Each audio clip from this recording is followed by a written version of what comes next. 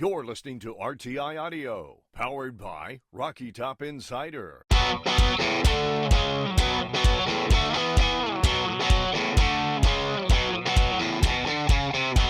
This is Pancakes and Bacon with VFL, Kyler Kerbyson, and Reed Bacon.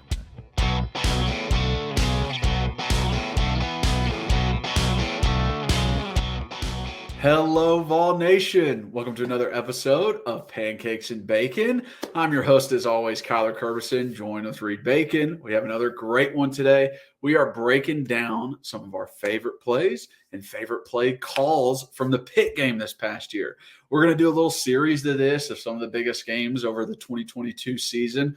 And man, is it exciting. Man, is it fun for us to go back and look.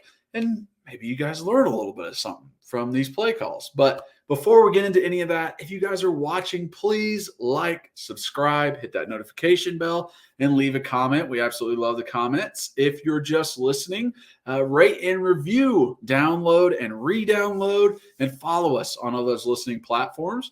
You can also follow us on social media. For our main accounts on Twitter, we have @Pancakes and Bacon. On Instagram, it's @PancakesandBacon_RTI.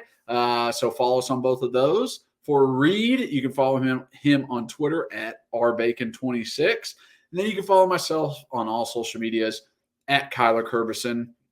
But yeah, let's jump on into this really fun podcast. All right. Welcome in, everybody. Have a great podcast. I'm going to say it because I am very excited about this. I love rewatching games. I feel like I pick up a lot of different stuff.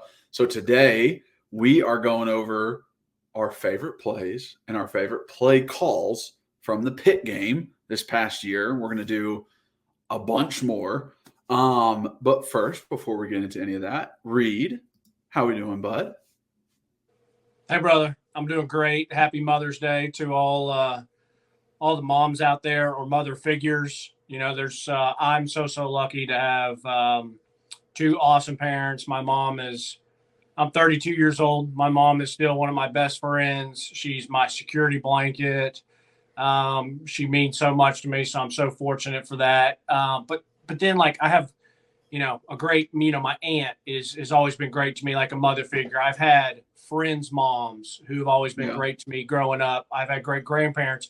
My mom's aunt, who I just called her Aunt Mary, but she was a great aunt to me, but she was like another grandmother to me growing up. I've been so fortunate with just people like that in my life. So shout out to all the moms. And, I know you echo that as well.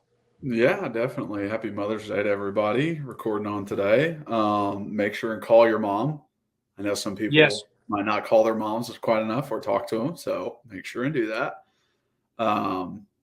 But yes, very good sentiment to start the podcast. Those commercials were so true about how moms always call at the worst times. They always call at the worst times, but you know what? And my mom has a bad habit of repeating stuff over and over again. I just sit there and listen or make fun of her, and we get a good laugh out of it. So there you go. Yes, I'm very excited for this pod. I do love breaking down the films and all that stuff. So our three favorite play calls. Watching this, Kyler, let me say this. Yeah, let's start because I know you want to talk about some other things before we got into the Pitt game. Yes. How about we start on those things? So one of them being a few guys transferring out from the basketball team. Well, one thing I was going to tie it into is watching this Pitt game when people want to get mad at our defense. And then one of the things we're going to very hit on briefly is during the Big Orange caravan, they go around to all the major cities in Tennessee, is how it's come out that Josh Heupel said that we're going to play elite defense. And I'm going to dive into this on another podcast later on. I might just do it on my own and put it out just because I firmly believe that. Matter of fact, I forgot to say this. He was at Mass today. We had, Dane Bradshaw was there. I never seen Dane at Sacred Heart before, but he was there. It's a good looking man, by the way. He's been nice looking and he's aged well, but Big Daddy Heupel was in there and Mass today. Tuck it in, Marie. Jeez. And then Big Daddy Coach Heupel was there today, so it was great to see him. but yeah, I firmly believe, and I'll explain my reasons of why I think that we can and we will play elite defense. Maybe not next year. I think we'll be good at defense next year, but I'll explain where I think that we can get to elite. So that's a little foreshadowing. But we had a couple people hit us up on the Twitter machine about some of these players. I'm not going to even talk about any of the players that have come in because I have not watched any of them. I've basically looked at their sizes, where they're coming from, and their stats, meaning what they've averaged per game and all that stuff. I'm not even going to get excited. Basketball season for me, Kyler, is so far away that it's just in the back. It's in the back burner. And I got really, and I'm not saying that he wasn't good, but I got so excited about Tyreek Key because watching some of his highlights. And then when you and I and Santi were all talking at the Florida game, and Santi's like, bro, this guy's a walking bucket. I'm like, okay, this is a guy on the team who's a good player. I'm going to respect his opinion. And it never panned out like I hoped. So I'm not going to get excited for those guys. Probably not until next January, after I've watched some. I completely agree. After Christmas. Christmas. Yeah. I mean, I've got a summer to enjoy. I've got a fall camp to go to. I have, football season to enjoy. I can't. And then you want to talk about. I'll tell you what, whenever the new playoff system starts, that the championship, I mean, it's not till end of January. Like basketball is going to suffer because of that. Yeah, but listen, college basketball has a great product. I mean, by the time end of February and March rolls around, everyone's locked in and getting fired up. So listen, but they'll have its time and place. I couldn't care about that right now. Now the other stuff is maybe people are more worried about is Julian Phillips. He's entering the portal, but he's also maybe looking to go pro. So we'll see what happens there. I mean, best of luck to him. Whether he goes pro or whether he goes somewhere else. I mean, hopefully, if I'm being selfish, I hope he just goes pro because I don't want to see him go somewhere else and succeed. It kind of stinks when that happens. Yeah. BJ Edwards, who's a Knoxville Catholic guy. I had not been to Catholic for a basketball game in years. I'm talking 8, 9, 10 years until I guess 2 years ago when I went and I wanted to go see BJ and Blue Kane in person. Blue Kane was a junior and BJ was a senior. And I was impressed with BJ. I thought he was good. I thought Blue Kane was better because of his mid-range. BJ could get to the rack. He's so gifted and all that stuff. But like for me, I want someone that can put it in the hoop at all three levels. And so BJ did, if you remembered, I said on this podcast, he did what I thought he would do as a freshman, like play a little bit, but I knew he had some ways to go. And we talked about it multiple times. It's just like, he's not quite there yet. Like obvious, like he's not quite there yet because the dire need of a point guard that we had and BJ couldn't be found. It was like, oh, I guess it's not transitioning right now. So like whenever he entered the portal, my thought process was like, I mean, I would have liked to keep him there. He's a Knoxville Catholic guy. Like my pride as like a hometown kid would have liked to keep him there. But I mean, none of these guys leaving. I'm like, here we go. Pack it up. Season's over. Like nothing's going to, we're not going to be able to compete. Like, it's just like, it's okay. And the other thing is too, and that's not a knock on him. He could go somewhere and be really good. I'm not saying he's not going to be good, but like, I'm not going to get worried that he's leaving because he didn't show me anything last year as a freshman. And like I said, that's not a knock on him. I think in especially college basketball, we've talked all the time.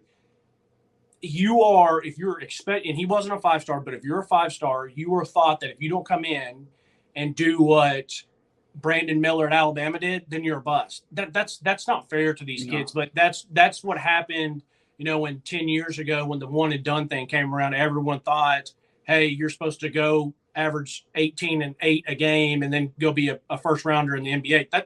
It's more rare than you think that they actually pan out that way. We've had Scotty, we've had Tobias, we've had Triple J. I would say Kenny Chandler's really the only one that panned out. For me, the way I thought he would. I mean, Tobias was really good in his own way. He left and has been really good in the NBA, and he was like, a first rounder, but he didn't necessarily come in at UT and take over. No. We Keenan, needed other guys on the team. It wasn't just him. right. And then Jaden Springer and Keon Johnson, good for them. They left. But they were 5 stars that were fine at UT, but they didn't take. I mean, hell, they got knocked out in the first round to that Oregon State team. So, Kennedy won damn SEC MVP. yeah, that's what I'm saying.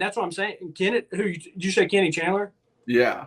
Yeah, he's the one. He's the one guy that I think came in and was like that. That's a 5-star to me, and he did it even being a smaller guy. But yeah, to answer your guys' questions, it doesn't bother me that these guys leave, and that's just because I could really care less about basketball right now. They'll have their time and day, and it'll be 6, 7, 8 months from now. Yeah, I'm not worried about it. Football. That's what I'm worried about. I think it also too is just the whole Rick Barnes, how we play in March type deal. At least this year, I thought he did overachieve, and we had that great Duke win, which I'll remember forever. And then the Olivier Kumwa thing's kind of weird. He entered the transfer portal pretty early, hasn't gone anywhere, but then UT basketball Twitter still sends stuff out about him. So that whole thing's a little whatever. Yeah, it's strange. I had a feeling. I remember after the last game because I just played Duke, and he had an incredible game versus Duke. Fantastic. And then it was the next game, like he barely got any shots. He didn't play that much. And I was very confused by it and was like, he's probably pissed. Like he has to be pissed that he didn't get the same opportunity from the game before. And then I remember seeing him when we went to a spring practice. Oh yeah. And seeing him and some of the guys on the outside of the living quarters right there next to the football practice field. And I was like, man, like he doesn't look happy right now. I would not be surprised if he went into the transfer portal. So we'll see what happens. You said, there hasn't been a definite. Well, the thing is after that awesome Duke game, I'm not saying he didn't get a bunch of shots. He just did. It's basketball. I forget. I've slept since then, but it's not like he didn't have a chance to put his impact on the game. I just don't think he made anything or really took over a game. And that is a funny story, by the way, that we have not told on this. We went to spring practice. We walk out of spring practice, and as we're walking back to our car, Olivier's sitting there on his phone. Yeah, he did not look happy.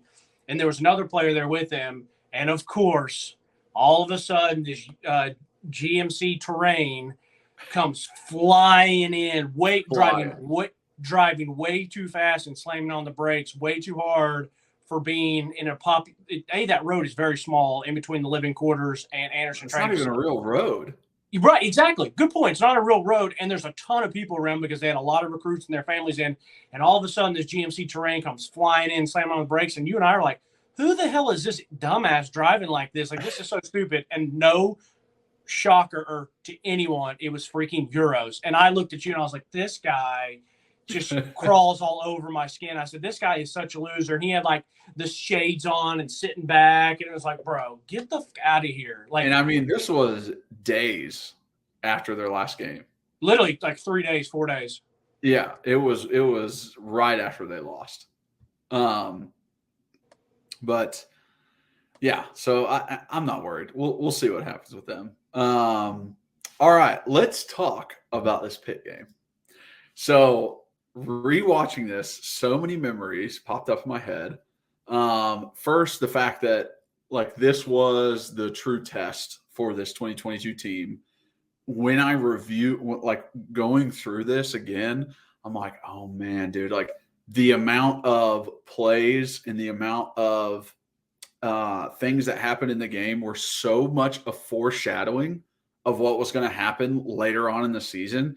It was so crazy to actually go back and watch. And the fluctuation during this game, the ups and downs, like I just remember getting pissed off again and then being happy again and like pissed. It was like a roller coaster to watch it again. And then like you watch it again, you look back and you're like, oh, I see where this punt was going to get blocked. There's like 2 or 3 punts before that where the guy's scot-free, like right where it was going to get blocked. You know, you see the long throws that you're like, if only we can complete those. And then it's like, oh yeah, later on in the season, we complete almost every single one of them. And then like watching the second half, I got so frustrated because every play on offense, it was 10 guys doing exactly what they needed to, and one dude missing it. One dude missing the block, one dude dropping the ball, one dude missing the read. And that is the most aggravating thing as a fan and as a former player, because that's all you have to do. It's like, you just, if you take care of you and we all 11 do it, it's going to be real nice. But if one dude messes up, it just ruins everything. So, yeah, it's great to go back and watch. It's fantastic when you go back and watch and you've forgotten stuff. And so you have a new resense of different things that maybe you've forgotten, because we've watched so many other games since then. It's been so long. I mean, hell, it's middle of May, and this was happening in September. Yeah. And so, but a couple things, I was very emotionally charged in this game. I do remember that. I remember living and dying by like every play, which there's times where I go into a game and I'm really amped up. And so it's like, it'll be like a 3rd and 7, and they catch a pass and we slide in and make the tackle and stop them on 3rd down. And I'm like jumping up. I'm like, let's fucking go. Like, I'm fired up. And then there's other games that I'm going into and I'm watching, and I'm way more like, I'm kind of watching like as a coach, or watching like I'm watching film and something good will happen. I'm like, okay, nice. Like, let's keep it going. And I think just this game, the reason I was so in charge is because I felt like, wow, I really wanted the game, because I was tired of Pat Narduzzi talking and playing all that stuff up. They had just beaten us last year. I knew how much it would mean to us on the trajectory of the season. And so I was really emotionally charged in this one. And I do remember that. So I remember watching plays, and I remember how I reacted watching them outside, because my dad and I watched it outside underneath the balcony on the TV out there. And so it was just so funny reliving that. But I'll say this, and it ties me into what I was talking about, like where I believe Heupel when he says that we can play elite defense. This defense played unbelievable. They might not have played elite defense, but damn it, it was really, really good to almost great. Now, you can say they gave up, you can look back at the stats and say, oh, they gave up this many points, or they gave up this many yards, or whatever. That means you didn't watch the game, or that doesn't mean you don't remember correctly, or you haven't, you don't know football. But I mean, they had one of their longest plays, one of their longest run plays was like 70 or 80 yards. And then they had the other one where the tight end made an outstanding hurdle. And so it's like they got us on a couple good plays where we had blitzed, and then everyone exactly. They had some spot, and listen, that happens. I'm not saying, I mean, kudos to Pitt. I mean, but it was really good defense, play in and play out, except for just a couple splash plays.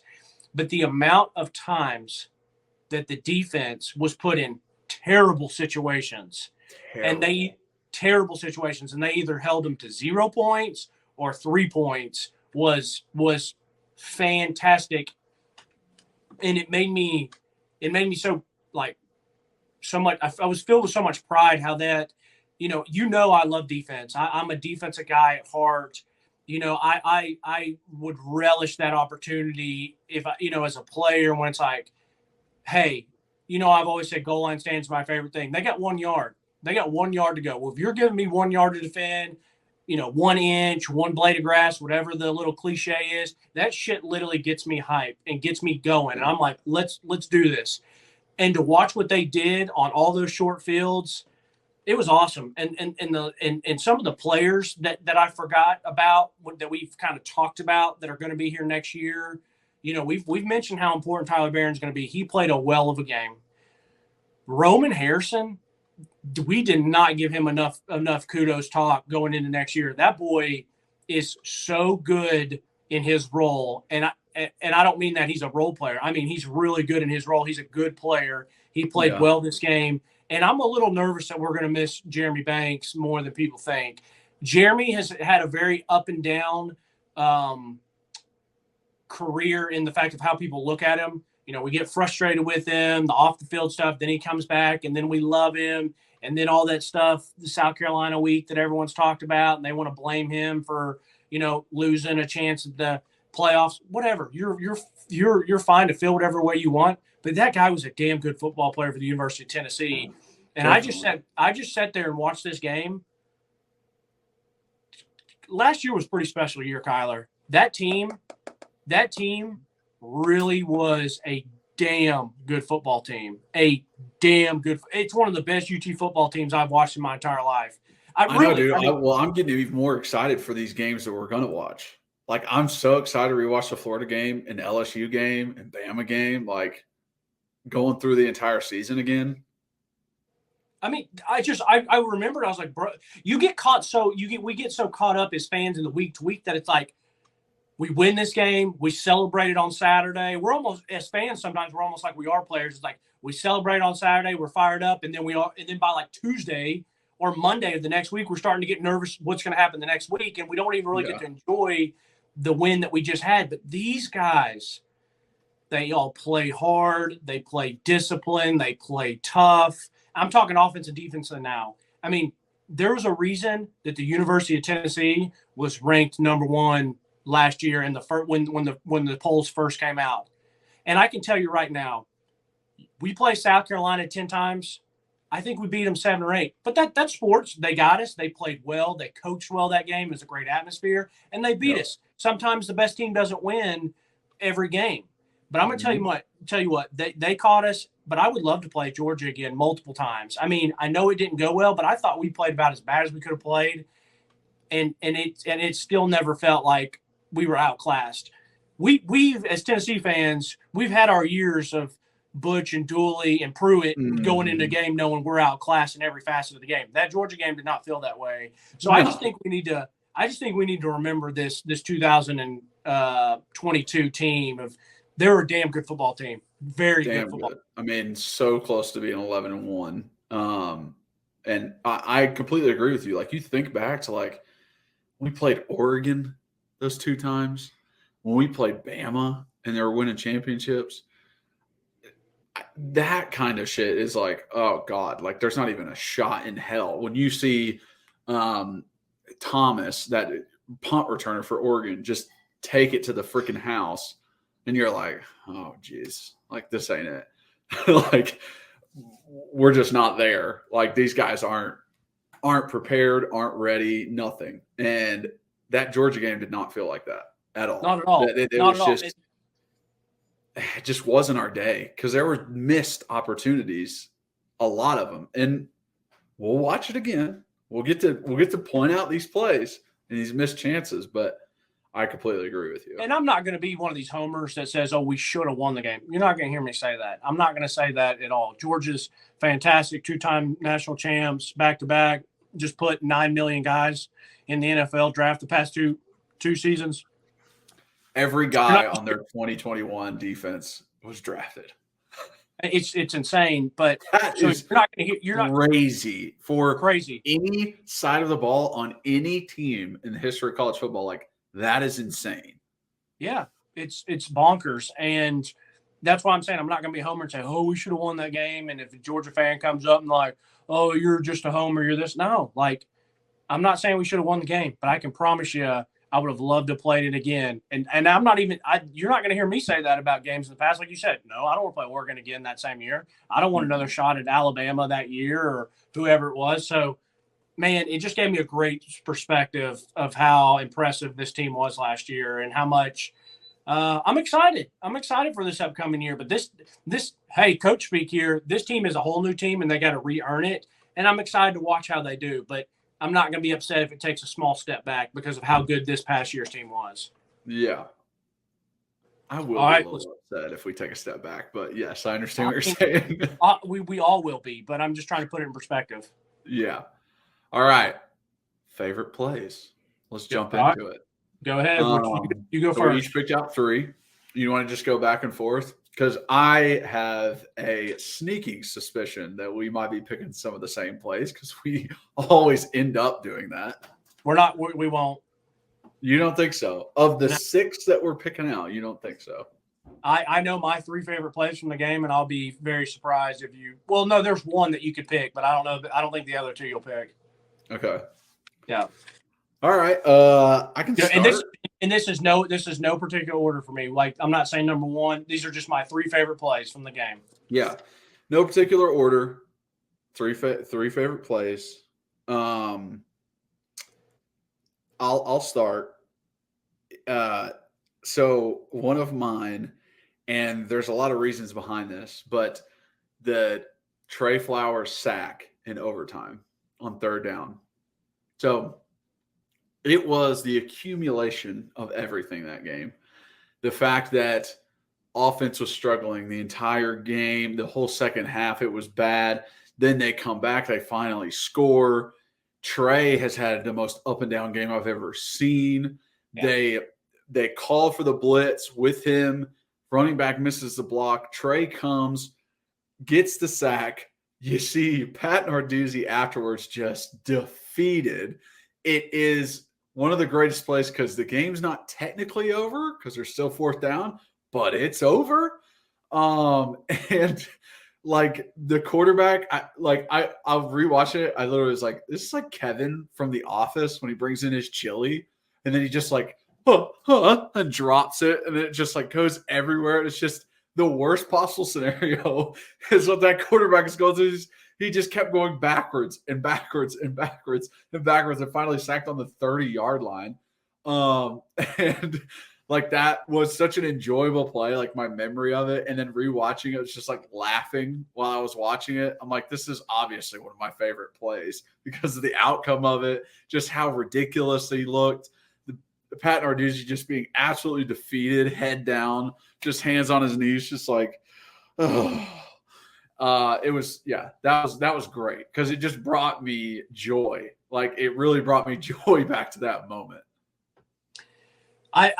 Good pick. It was very relieving as much as it could be relieving because Tennessee fans, it's still fourth down. I'm going to kind of tie it into, hey, as a Tennessee fan, we still get a little nervous. And that's why this play that I'm about to mention really helped set my nerves at ease. But it's one of my favorite plays was the 51-yard field goal from Chase to put us up 27-20 because that meant okay. We can't lose this game 27-24. You know, it was we if you remember on that drive, we had a fourth down, which is it was a great play. We went to Said, we kept working it down. We got in field goal range a little bit closer, and he hits it. And so it's the 51-yard field goal. Now it's 8 minutes and 58 seconds. Yeah, 8 minutes and 58 seconds to go on the fourth. And then Pitt basically takes the next drive and goes all the way down, basically chooses. Yeah, because we got the ball back with 2 and some change. Right. So it was a great drive from them. But I remember sitting there and being like, please. And it, like I said, it wasn't give me. It's 51 yards. And I'm sitting there and he booms it. And you even see they pan Josh after he gets pretty fired up about a kick. And then Coach Eckler comes in and smacks him on the back. They knew how important it was to go up 7. The only points of the second half. And then the only other thing I'm worried about when they're driving, I said, I'm like, okay, good. All they can do is tie us. We can go to overtime. And then they start getting closer and closer. I'm like, oh, shit. I was like, if Pat goes for 2, if they score. So it was like I had some relief until they started getting it. And I said, oh, no, they might go for 2. Yeah. If they go for 2, I'm not going to be able to breathe for about 20 seconds as that play's going. Oh, I know. And the thing about it was, like, as they were driving, and you talked about the defense, it wasn't like the guys were making bad plays. It was just like Pitt was just hitting at the perfect spots and able to get, like, even the touchdown was incredible coverage. Like, Burrell was all over, dude, and he just made an amazing catch. Warren Burrell, God, I can't even be mad right now. Warren Burrell and our defensive backs, they caught a lot of flack. And I know people can go back and say, well, our pass defense was ranked 127th out of 131 last year. Okay, that's fine. But I can also go and tell you that they made a lot of good plays. And I thought our DBs played really stinking well in this Pitt game. Even early on in the game, when they called PI on Tamarian McDonald when he was playing man coverage out of the slot, bullshit call. Terrible call. He played that perfectly. And you're right. Warren Burrell could not have played better coverage for them to still catch it. But Tennessee's defense lived in the backfield all day. They made play after play. And like you said, when Pitt made a play, because they're good Division I scholarship players too, Tennessee was still in position. You just got to tip your cap and say, hey, you made a play. Yeah. This is great. But that's one of my favorite plays because it really helped my stress level go down. Yeah. This is great. It actually ties into another one of my favorite plays. So on that drive to get to the Chase McGrath field goal, we have a 3rd and 9, like 13:45 left. Yep. Brew McCoy catches a little hitch. Wait. Is this one of your favorite plays? Yes.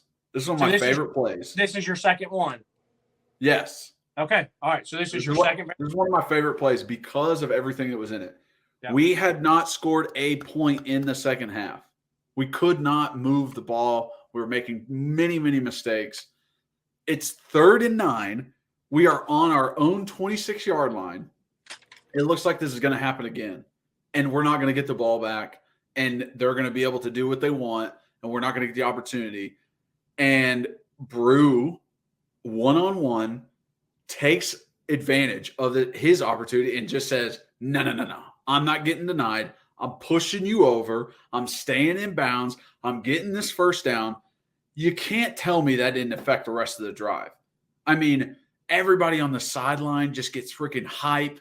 We end up converting on a 4th down later on. It was just like hey, guys, let's fucking make some plays here. Yeah.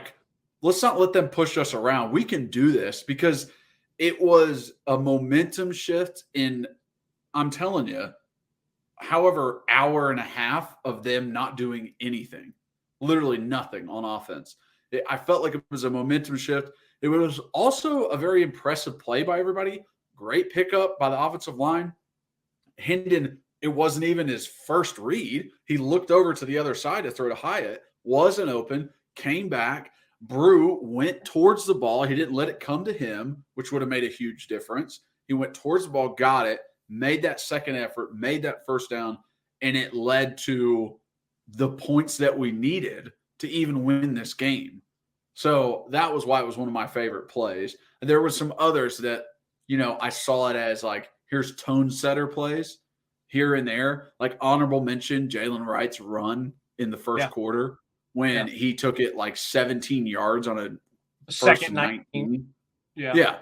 It was insane. He broke 4 tackles. That was I wrote that down as oh, maybe I might put this one in here because tone setting plays like that really make a difference. You remember when we were in high school, a guy that was in your grade, greater than me, Tyler Williamson, one of our good buddies, he would do tone setting plays 2 or 3 times a game where he'd come up and just absolutely demolish a running back, lay him out. Or cause a fumble, or just make a great scramble and run because you play quarterback too. When that stuff happens, it really does flip a switch at everybody else. Why not? Let's fucking go. He just converted that 3rd and 9 on his own. Why can't everybody else step up? Everybody else be involved. So that's why it was one of my favorites. Foreshadowing, it's one of my favorite play calls. And there you go. And you say Hendon looked and it wasn't his first read. I think it was his first read. I think everything else that was happening on the right side of the field was window dressing, but we'll never know. I guess next mass I can ask Coach Heupel. Yeah, exactly. Okay. Exactly. You just come up with an iPad. You're hey, so this one right here on this play. He could answer pretty quickly. I'm sure if I just asked him, I said, I pulled the iPad up. He'd be yeah, it was window dressing. It would take him 2 seconds probably. He doesn't have to even really watch it. Okay, for me, my second play, and this is just really comical, but for me, it was a part of that defense making a stand. So the defense had been given a short field earlier. They come on, they make a stop, and it's a missed field goal. This one is after the Jalen Wright fumble, and Pitt's had the ball for a while. They're working their way down, their way down. And we get in, and it's 1st and goal. And Byron Young says, I'm going to put the team on my back, and I'm going to make the stop personally. It's first and goal, 42 seconds left in the third quarter. Yeah. And BY gets a tackle for a loss. I don't know how it doesn't look like they don't even block him, but he comes right down. He goes, outside the tackle, inside the tight end. They don't get a hand. He shoots down the line of scrimmage, grabs the running back and dumps his ass. And that is such a killer and a tone setter, because if I'm a linebacker on that team or safety on that team, I said, man, let's fucking go. Like, now it's second goal, but instead of second goal from the 3, it's second and goal from like the 8 or 9. That's a big, big deal. Now, honorable mention, second play, it's incomplete or whatever, and third down, BY goes out there and gets a sack. And so in 2 plays, he takes them from first and goal on like the 1 or 2 to it. Now it's where they got a field goal, and the field goal's, 30-something yards, 40-something yards compared to a chip in. And so that is the type of stuff that's one of my favorite plays. Like you said, it's a tone setter, and it was a big damn deal because he kept them from getting out of the end zone. Hey, talk about foreshadowing, like who Byron Young was going to be. Right. Byron Young had a damn good game that game. So did the whole, him and Tyler Barron just ate, but the rest of the D-line was great too. Dude, you can point out so many guys on there that just like absolutely – there was a play I almost put in too. It was right after a turnover on downs, I think, in the second half. And it was, first and 10. Pitt ran the ball. Yeah. There were 5 dudes in the backfield. Yes. And then because I almost mentioned that one too. And we actually got so far upfield that he actually got to like the 1 or 2. And then Jeremy Banks on one of the safeties absolutely depleted him. One of my other favorite plays that I almost put it on here until the kick happened. And I said, yeah, that's one of my favorite plays. It was another one you're talking about. Same thing, change it down. They hand it off, and they try to bounce it. And all of our guys come upfield. The backside linebacker, Aaron Beasley, and the backside corner, Kamal Haddon, make the tackle on this side of the field for a 2-yard, 3-yard loss. And that's incredible. And the Pitt stands are booing because they're pissed at Pat Narduzzi to not take a play action shot or do something besides run the ball. And it was just like this defense, like, we don't need an offense. We'll give you guys the ball every time. You're still not going to score on us. That shit. I get goosebumps right now thinking about it. That shit eats me up, man. I love that. I love that. I do too. All right. So third play, my favorite play, and this is, it's not part of play call because I think the play call can be okay in that moment, but the execution of that play call is what makes this my favorite play. And it's the Trey Flowers interception. So on this play, they bring up Jeremy Banks up over the center. They end up sending him and doing twists up front. So they send 5. They are in cover 1. Everybody's manned up with Trey Flowers back at safety. Aaron Beasley does an amazing job of reading the situation, seeing that running back is staying in the block. He's the guy I'm covering. I'm QB spy now. That's what I'm doing. As soon as the quarterback starts to roll out, he knows he's not coming back to this running back. He's not getting the ball. I'm going. He takes off towards, what was the guy's name from USC, the transfer? Jordan Addison? Yeah. No. The quarterback. Oh, Caden Slivey or whatever? Yeah. Slow, whatever. Yeah. So he takes off, hits him right when he throws the ball, putting immense pressure on him. He throws it up. You pan across. Kamal Haddon has been in man for the past 5 seconds. He is still draped on Buddy. He's still all over him. He tips ball up.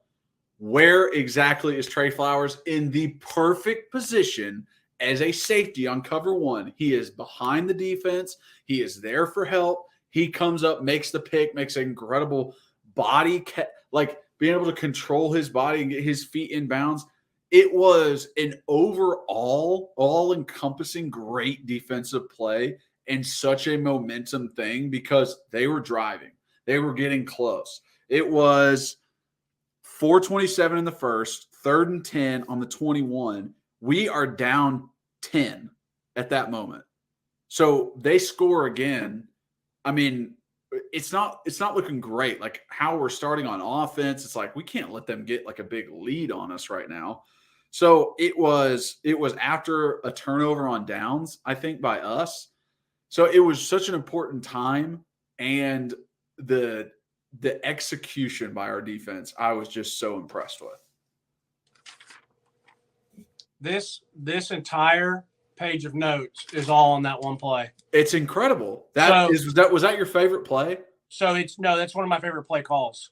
Okay. So See, so two of your favorite plays are two of my favorite play calls. So I'm going to re-talk about this again. But you explained it exactly how my notes. I mean, I'll just go ahead and jump in. I have cover one high safety man. I love that play call for so many reasons. I'll wait. Let me say my other third favorite play. Go ahead. Say your favorite play, and then you can start with favorite play calls on that one. Yeah. Okay. So another one of my favorite plays. So I've had the BY tackle for a loss. I've had Chase's 51-yarder. I love this play so much because it is just an absolute spit in Pat Narduzzi's face and the whole Pitt team's face. Is when Tyler Barron, with 21 seconds to go in the second quarter, right before halftime, they've stopped us. They're beating their chest. They're fired up. Pat's like, you know what? They got a high-flying offense. I'll just send my offense out here who hasn't done – literally, they haven't done shit except one run and one hurdle. And he thinks that he's going to drive down on our defense, let's see, probably 65-something yards with 21 seconds and 0 timeouts. Okay, good idea, dumbass. And I remember being pissed or I remember being excited. I was like, oh, I'm so happy he's going for this. This is going to backfire. And we line up. And we come, and Tyler Barron is an absolute menace. I'm watching it right now. He's over the center. He swims that center and whips him like it's nothing. So then the guard's there to pick him up because they're double teaming him, and he just keeps fighting through it. Now he does have Amari Thomas on the stump behind him, and so the center picks him up. So now it is one-on-one, and that guard can't stand in front of Tyler Barron. And Tyler Barron comes in. Not only does he make a sack, but he dumps Buddy on his head and punishes him. That's what you do when you get there. Punish his ass, and it's a forced fumble, and it leads to points. Are you freaking kidding me? That is important points. Oh, extremely. It makes us go up by a touchdown. Yeah. They go into the half because of their coach's mistake, and you can say, "Hey, he has faith in his offense and his team." Okay, well. It was dumb to have faith in him on this point. 21 seconds and no timeouts. You really think you're going to – when they got the ball, I thought, oh, they're going to knee it. You've already won. Knee it and go into half. You stopped us. What are you trying to do? You're not going to make it down. You're not even going to get in field goal range with 21 seconds and no timeouts with your offense. It's just not how your team's built. You don't have Jordan. And he lost his starting quarterback on that play. Tyler Barron absolutely just man amongst boys – team on his back, says, hop right here, I'll lead you. Yeah. He said, the I'm him moment. Yeah. He's a dog, the Superman on your chest, Cam Newton, whatever one of those you want to pick. That's who Tyler Barron was on this play. He picks Buddy up, he dummies him, and it's a forced fumble. Amari Thomas is right there on it. Tennessee goes out. We get a field goal. We actually took a shot that, was picked off, and the guy was out of bounds. So I love us taking a shot, and I knew he was going to take a shot. You guys out of bounds. We get our field goal, and instead of being up 4, we're up 7. We'll see in the third quarter. And I love this shit. I love it. That was massive. And like I said, Chase, the next points we got was another field goal by Chase. And it's like, if we don't get that turnover, game's not tied at the end of the day. Right. And we're not going to overtime. It's very crazy. important. It's crazy. Right. So anyways, to rehash, so my favorite plays, like I said, Tyler Barron's strip sack fumble right before halftime. Byron Young, basically at the end of the third, start of the fourth, tackle for a loss, and holds him out of the end zone, and then chases 51-yard field goal to put us up 7. And yours are? Mine are Trey Blitz sack in overtime on third, making it 4th and forever. Brew's tough first down in the fourth quarter, leading to that Chase McGrath field goal that eventually gave us the tying score. And then Trey Flowers' interception in the first half, coming back from a turnover on downs. Total team, like defensive team effort to make that happen. So that was definitely one of my favorite. There were plays where I was like, I don't know which one to put this on. favorite play call or favorite play. So I totally get it. But let's jump into the play calls, and you can start with that Trey Flowers interception. And the reason, it obviously is one of my favorite plays, but the reason that I picked it as a favorite play call is because I loved what Tim Banks called in that situation. Now, you can have as many good play calls as you want. The team has to execute it. And it's so beautiful. It's like art to me and a lot of other people that love football. But when defense is called and everyone does what they're supposed to and it works out the way it's supposed to, it's legitimately art. Like, I went back and watched this. I caught myself. I said, Reed, you just got to watch the game, pick your favorite plays. I caught myself still rewinding and watching plays over and over because I was just like, what a damn good play. But you can go to, like I said, like you've already said, 3rd and 10, 4 minutes. Pitt is 10-0. They're driving. They got all the momentum. They have all the momentum. Vol Freak is the absolute man. He puts all these on there. If you want to go and pull this game up, go to 26:52. It's where it is. And you watch it. And I watched this play 15 times probably. And in those 15 times, I watched every person and what they did. Like you said, it's cover one. I thought we did a damn good job. I noticed Tate McCullough probably 3 or 4 times throughout this game. He did such a good job of disguising what coverage he was in and when he was coming and blitzing. My next play has to do with that. he did it. He did it really well. But we're in one high. And so it's really funny as a defensive player, defensive-minded guy, I've always liked, I've always been hey, if you can, let's get pressure with 4. Let's sit back and cover 3. Let's read and react, and let's feast. I was always really nervous about blitzing teams because it's really cool to blitz. It's really cool to be Rex Ryan and you got, 2 guys on this side and you got 7 on this side and it works out and it looks cool and they're talking about it on SportsCenter. But a lot of blitzes, you can get burnt because you'll bring a blitz. And Pitt had a great play call on this later in the game where we brought a blitz and they had a little screen dump right over it. So that's what always used to scare me about teams that blitz because you live and die by it and always really kind of worried me. Tim Banks, since I've watched him at the University of Tennessee the past 2 years, he has changed me into we're going to bring the house, and if you beat us fair and square. We're not going to sit back and wait. We're not going to sit. He knew in this game that they were on a backup quarterback, and he said, I'm going to come after his ass, and if he beats us, then I got to fly home knowing, you know what? He beat us, tip his cap to him. I'm not going to sit back and let him pick me. After this game, we talked about it on every quarterback we faced after that. Like, Tim Banks is using the same thing. He's like, beat me with your arm, Anthony Richardson. Yeah. Beat me with your arm, Jaden Daniels.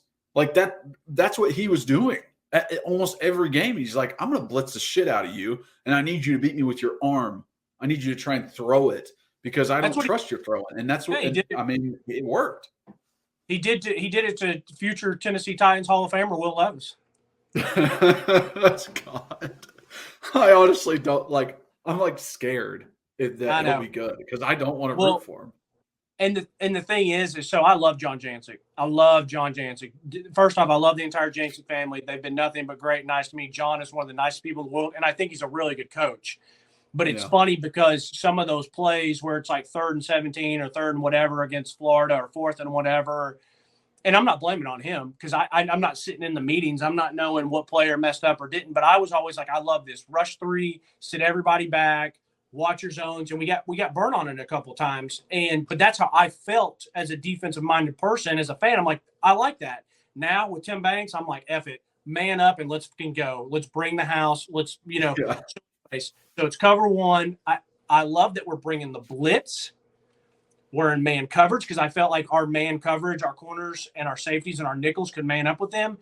But that little bit of Reed who gets a little nervous loves the fact that we have one high safety. So it's like we're not going balls to the wall blitzing. I still got one guy. This isn't engage 8. We're not running engage 8. Everyone's coming. We got a little bit, but I also love it that we're doing a 4-down lineman. Jeremy Banks is showing the A-gap blitz. So is he coming? Is he dropping back? Where's your hot read? Which guard is he picking off? Right. And then our man coverage. I love this. Our man coverage. We got a man coverage at 4 or 5 yards, but it's on a tight end. So it's like, I like that. you can be a little bit more aggressive. Then on the short side of the field, which is closer to the TV, we're in press because it's like, okay, that's the quarterback's backside. Let's get a little bit more aggressive. Does he really think he's going to turn and open and beat someone on the short side of the field? I say short side of the field because if they do want to take a shot on our man coverage, Trey Flowers, our one high safety, it's easier for him to get there than the wide side of the field.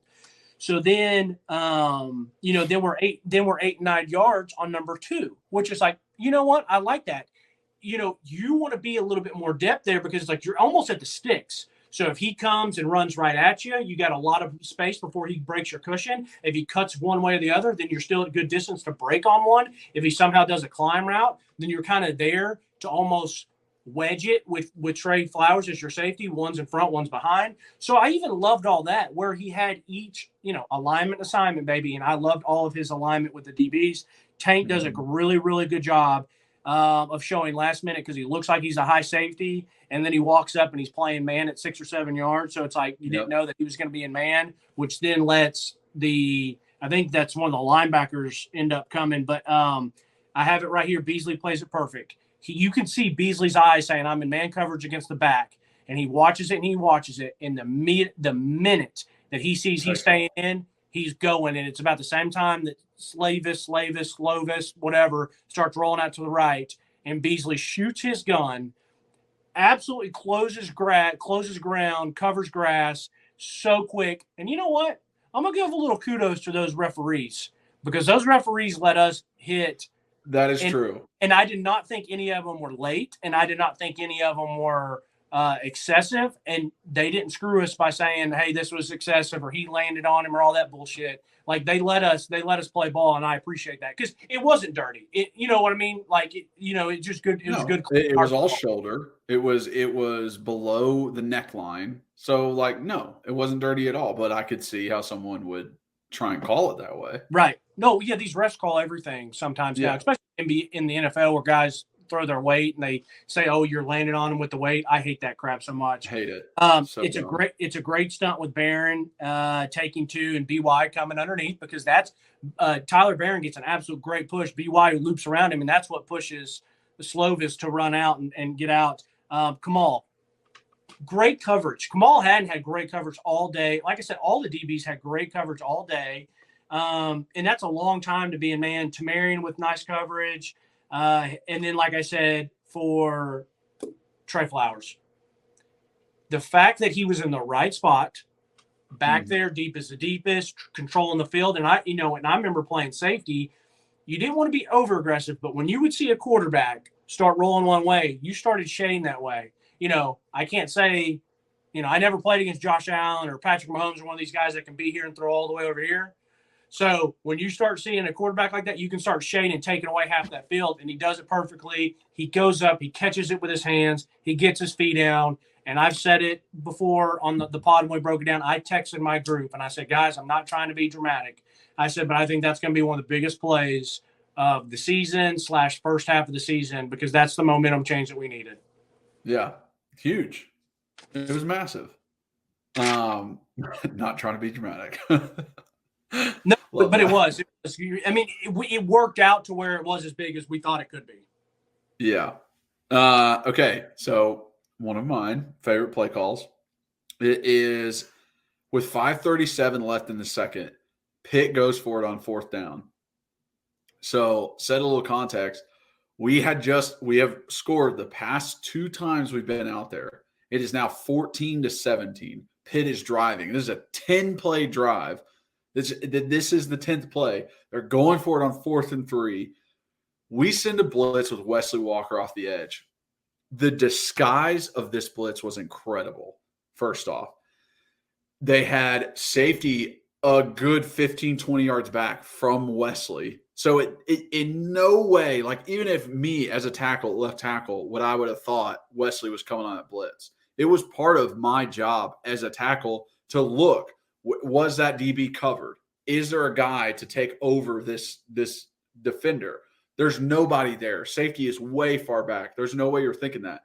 But they disguised it so well, end up being in a cover 2 zone with Beasley trying to run all the way over and cover it. On the other side, Tank being way up Then all of a sudden, ball snaps, he sprints back. He's into the back zone cover. The play call in that situation, knowing it's 4th and 3, knowing they're going to go for something quick, but I believe in Wesley Walker getting there, disguising it so well. I mean, the execution of the disguise is incredible by those guys. Wesley finishing off, getting the sack on 4th down, and then we get the ball again, score for the 3rd straight time a touchdown, get the first lead of the game, and we never lose a lead. We just end up tying towards the end. Like, such a huge moment, such a good execution of everything. The movement after the snap of the ball to get into the right position. I absolutely loved it. I thought it was so great in the moment and such a huge moment for our defense. And the fact that Tim Banks is like, hey, screw that. I'm blitzing.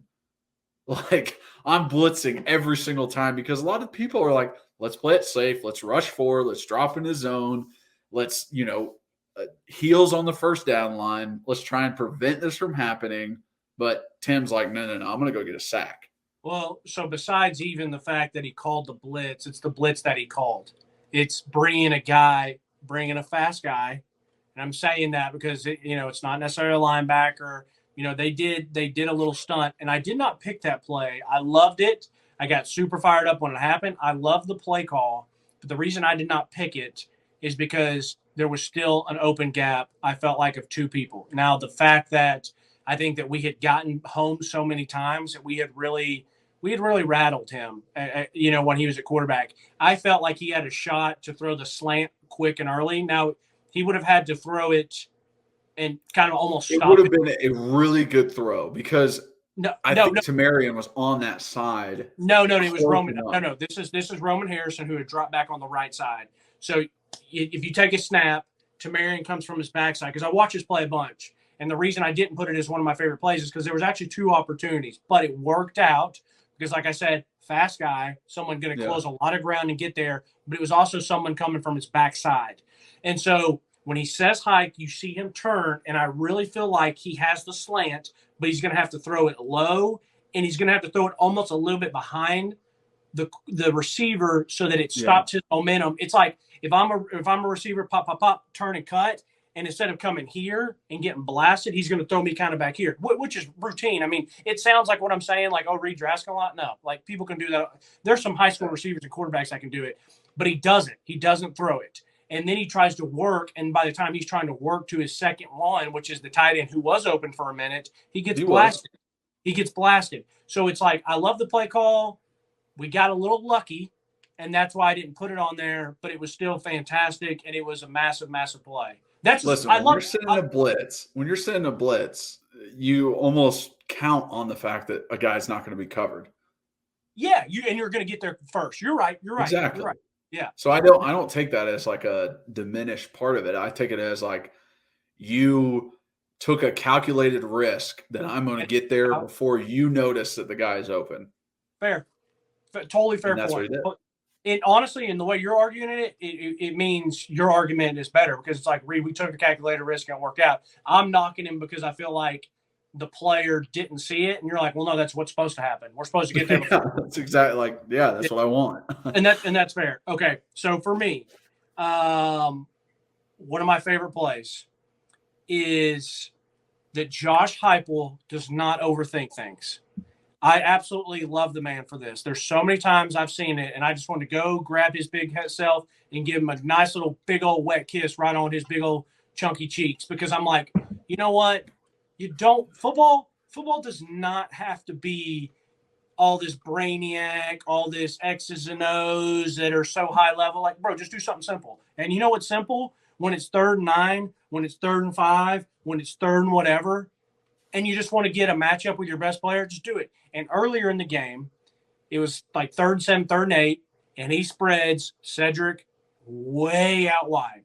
It's one-on-one coverage, and it's a slant, and we need this 3rd down bad.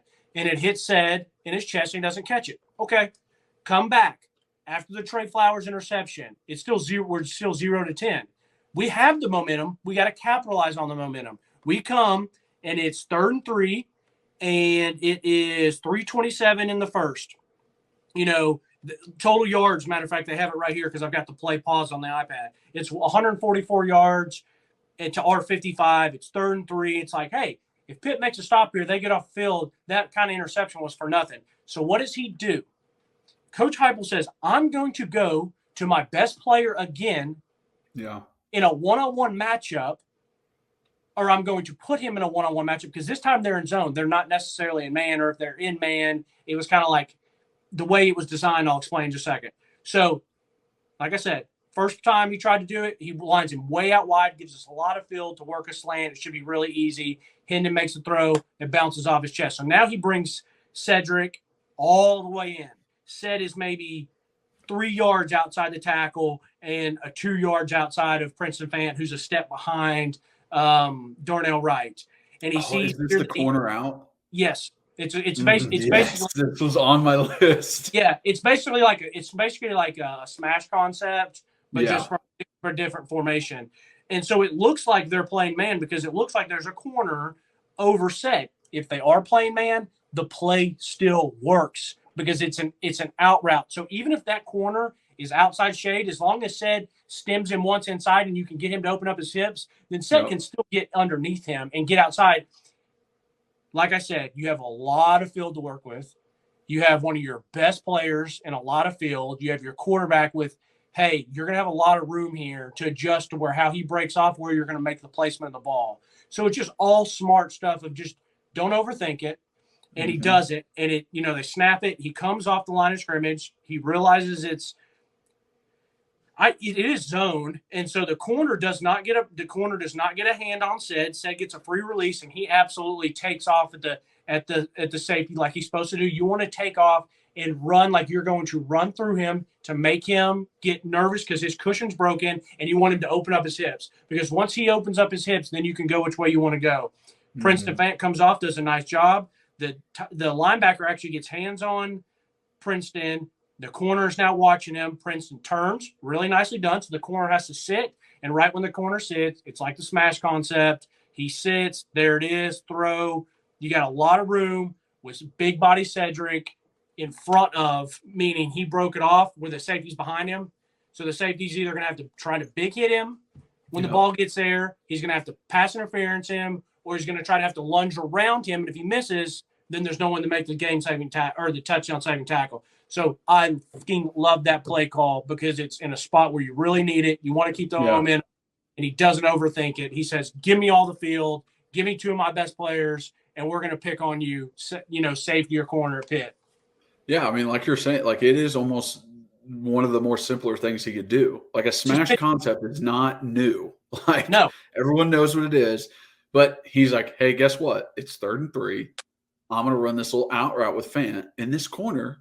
Is going to think I'm going there because I only need 3 yards, but I'm going to hit him over top. My main guy, the guy I depend on the most, the guy that my quarterback loves the most, that's who I'm going to get open for this play. So, yeah, I agree with you. I thought it was great. I put it on my list. I was like, ooh, I might want to put this down. But I remember watching the game, and when we did it the first time and the slant went incomplete, I said, damn.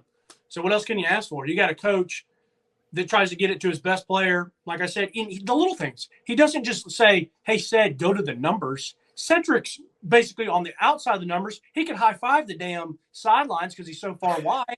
And it's because he's giving his player a lot of room to work, and he's giving the quarterback a lot of room to make the throw, whether it needs to be out a little bit, low, behind, whatever you need to do. It's just smart football. And when he dropped it, I said, hey, you know what? He dropped it. That sucks.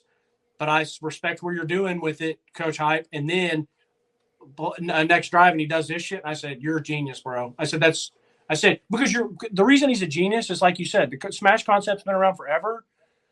It's not too big though for him. It's like, okay, I'm gonna do the smash concept my own little way. Yeah, it's beautiful, man. It's friggin' awesome. Beautiful. All right, your next one. All right, so my next play technically didn't even happen in the game. But it is second play of overtime, quarterback outside zone. We end up getting a holding call, Gerald Mincy. But the absolute nuts to call that play in overtime, not even a hint of it throughout the game. They did one little concept where Hendon might have thrown it. Didn't do it anywhere else in the season. Like, wasn't like before that moment, it wasn't called. And then all of a sudden he's like, you know what? Let me call this bad boy up. It is perfect because Pitt is not expecting it at all. They're in the same 11 formation that they're always in, with tight end in the backfield, one running back where they can run their inside zone, they can run their counters, which they've been doing all day. Just over and over and over. What does Pitt think's coming? Exactly that. Inside runs in between the tackles. And then they take off towards the short side of the field.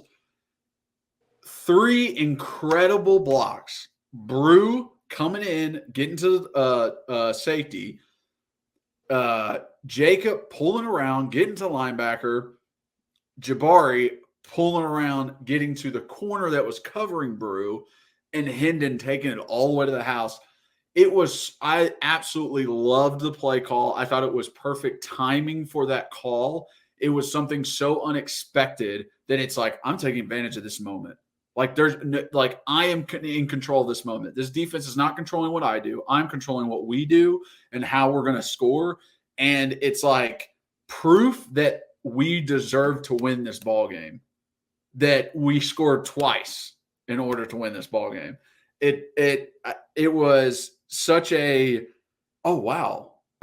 Like, hold on, what are we doing? And even on the broadcast, the way they did it, they didn't have a wide view when the ball was snapped.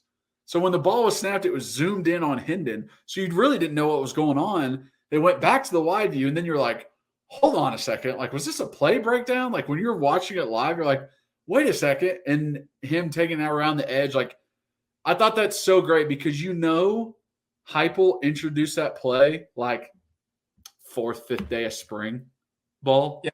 These guys have been practicing it for months and have no idea if they're ever going to use it.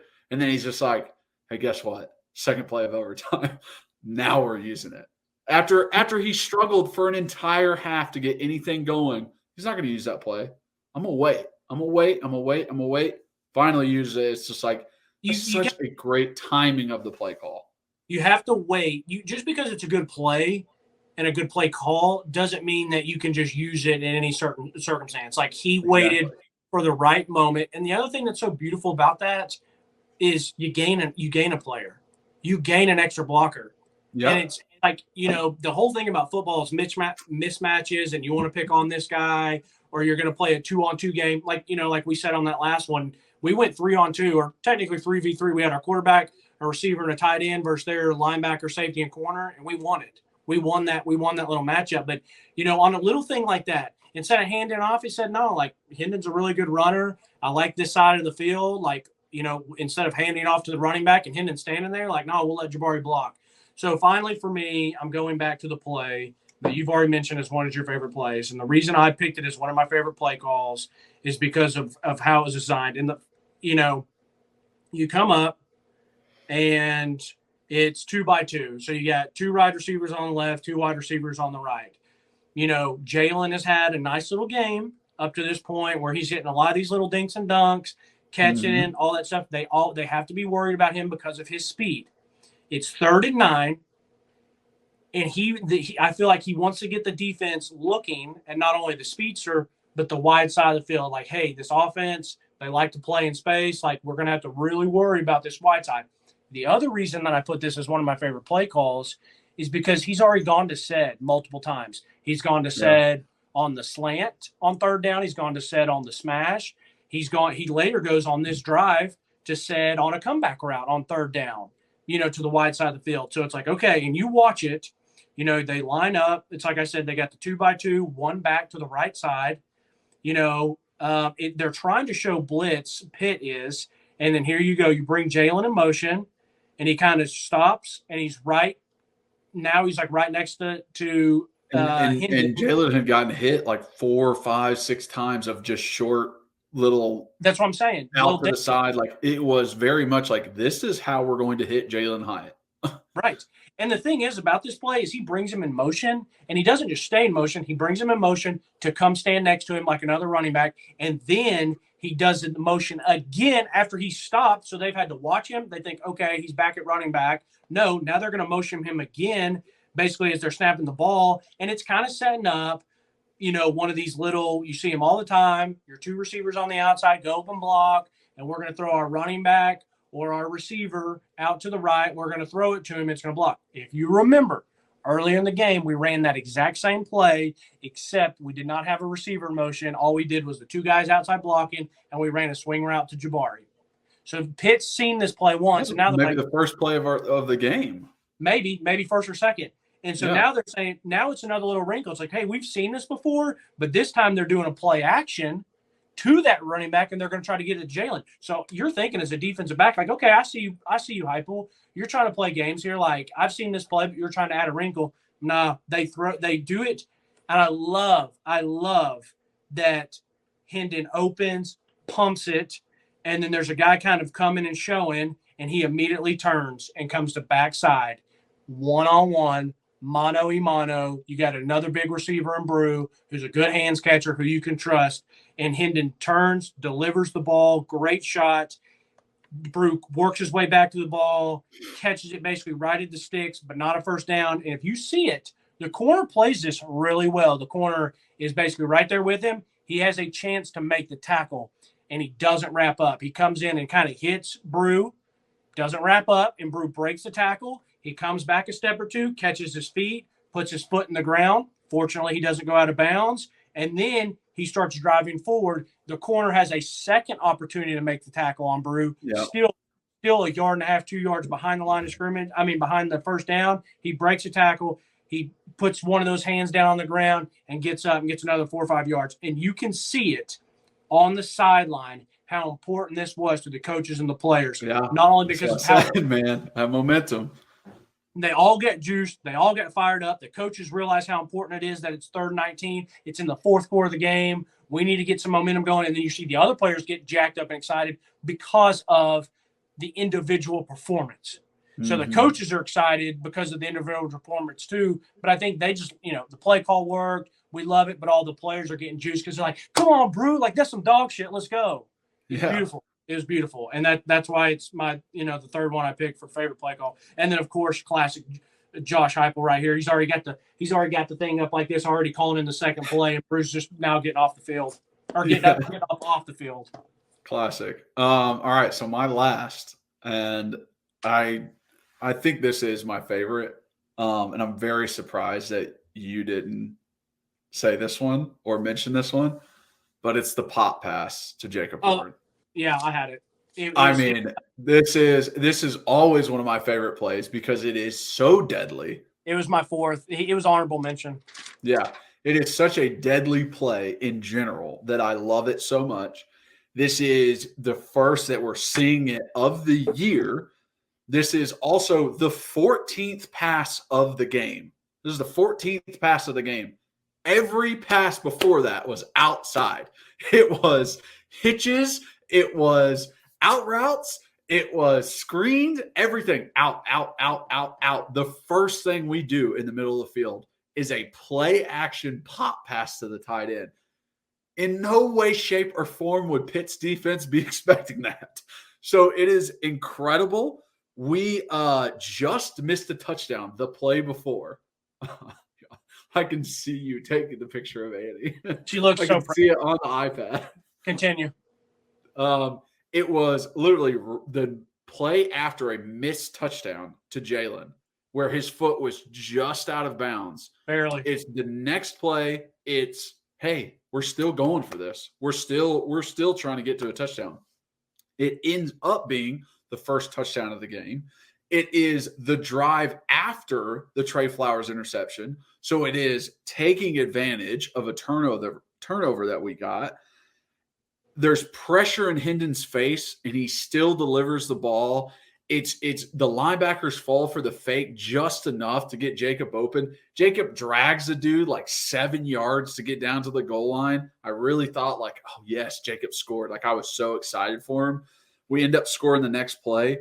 But to call that play on the yard line. We're on the 25-yard line, 2nd and 10. It's a perfect position. It's a great timing. I absolutely love pop passes. I think they're one of the most underutilized plays. And to call it in that moment, it was just incredible. We're down 10. We need a score. They're just like holding us. We haven't had anything on offense. We get a huge momentum turnover. It's like, take advantage of this. And we finally do. One of the other, and you didn't say this, and that's okay. But the other reasons I love that play so much is because if you notice that it's like a 2nd and 10, 2nd and 11, 2nd and 12, maybe we lost some yards on 1st down, Josh will run it because he knows, hey, I want to get a manageable 3rd down. You know, some teams, if they lose yards on 1st down, they're like, oh, shit, I got to throw it twice just to get these yards back. No, Josh will run it on 2nd down because he's like, okay, let's make it a little bit manageable, more throw on 3rd. And he does it a lot on 3rd and 11, 12, or 3rd and 8 when he goes, I'm going to go for it on 4th. So let me run it here and get 3 yards. And instead of having 4th and 8, I got 4th and 5. And so listen, if you're a team playing Josh Heupel and he's between the 50 and the 30, you better be expecting 4 down territory. Like, he's going for it on 4th down. Yeah, and that means he's probably going to run it on 3rd or instead of running on 2nd to set up an easier 3rd if he's not in that zone. So that's why I loved it. I also loved it against what Pitt's defense was in, is they were, Pitt was playing real aggressive like we were. They wanted to man us up. They're man up on the outside. They want to man up on the outside, so we're going to take deep shots. We're going to keep testing you because we believe if you test us with man coverage and we're going to throw 5 of them, we're going to catch 3 of them, and 2 of them will probably be touchdowns. And so they had this safety really up on the line of scrimmage to help with a run. And so all this has to be is that we're doing a play action, and the only 2 people that have to have their eyes in the wrong spot, well, really only one person, is the safety.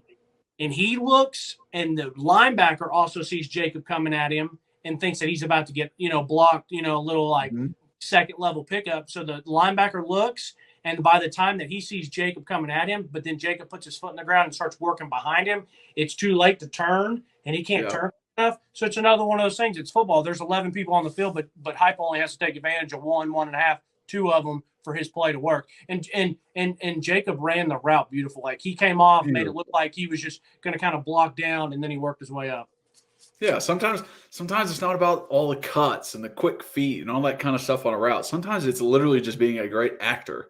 Yeah. Acting like you are going for a block, or acting like I'm running a dig. It's just like making him believe it, then taking advantage. So I just love it. I love when Jacob gets the ball. He's my boy, and it's just like that had to have been like one of my favorite plays.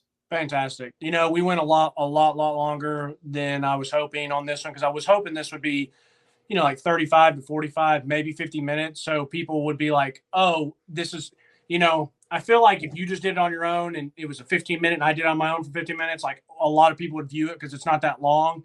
And I hope they don't see that it's an hour and 15 or 20, and it'll probably even a little bit longer because I'm assuming you're going to put the plays in that we talk about. And so I just hope that people watch this, because I think this, as a fan, I would want to listen to someone talking about favorite plays, play calls. So anyways, fun one to do. I had a feeling we might go a little over. We get a little technical on things. Yeah. Anyways, it was a fun one to do. As you notice, I'm wearing your hoodie, repping it. Thanks for the hoodie. I love this. Great on you. All right, brother. Talk to you soon. All right, man. Great pod. All right, bye. All right. Thank you guys so much for watching and listening. If you are watching, please like, subscribe, hit that notification bell, and leave a comment. We absolutely love the comments. If you're just listening, rate and review, download and re-download, and follow us on all those listening platforms. It really helps us out. Also, follow us on social media. So at Pancakes and Bacon on Twitter for our main account, and at Pancakes and Bacon _RTI on Instagram. For Reed, it's at rbacon26 on Twitter. And for myself, it's at Kyler Curbison on all social media, so you can find me there. Really appreciate you guys. You're the best. You're the reason this thing keeps on going. So, as always, go Vols.